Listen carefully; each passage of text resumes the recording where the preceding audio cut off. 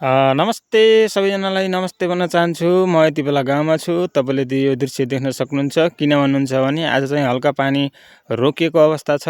त्यही भएर त यो वातावरण निकै नै सफा सुन्दर देखिएको छ। आज यो हाम्रो छिमेकी गाउँ हो मगरा कल्लेरी, यता देख्न सक्नुहुन्छ। त्यसै गरी चाहिँ यता पारिपट्टि अर्थात् यो बिचमा जुन नदी बगिरहेको छ यो हो हाम्रो झिम्रू खोला। यसले चाहिँ अर्घाखाँची र प्युठानको सिमाना छुट्याएको छ। पारिपट्टि चाहिँ हाम्रो त खेतको फाँटदेखि नै हाम्रो छिमेकी गाउँ हो माइलदमार। त्यसै गरी यता पारिपट्टि जो कुहिरो लागिरहेको भाग देख्न सक्नुहुन्छ यो हाम्रो प्युठान। अनि गएर त्यसै गरी यता यो साइडमा देख्न सक्नुहुन्छ हाम्रो निकै नै प्यारो गाउँ अर्थात् हाम्रो छिमेकी गाउँ हो यो बान्द्रे।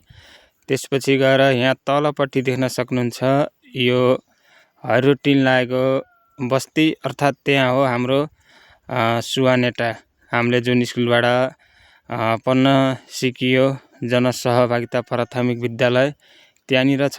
अहिले त निकै नै परिवर्तन भएको छ। पहिलाका विद्यालयहरू भत्काएर नयाँ विद्यालयहरू बनाइएको छ। किन भन्नुहुन्छ भने पहिलाको विद्यालय त नभेटेला, तर पहिलाको जमिन चाहिँ भेटिन्छ। यो हो हाम्रो छिमेकी गाउँ सुवानेटा। यस्तै छ गाउँघरको बस्ती।